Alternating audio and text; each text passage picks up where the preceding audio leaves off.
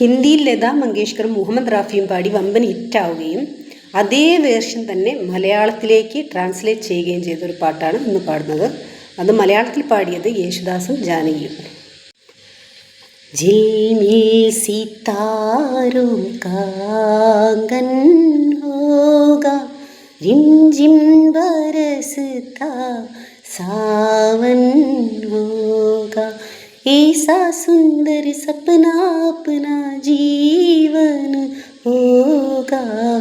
झिलमिल सितारों का आंगन होगा, रिमझिम बरसता सावन होगा.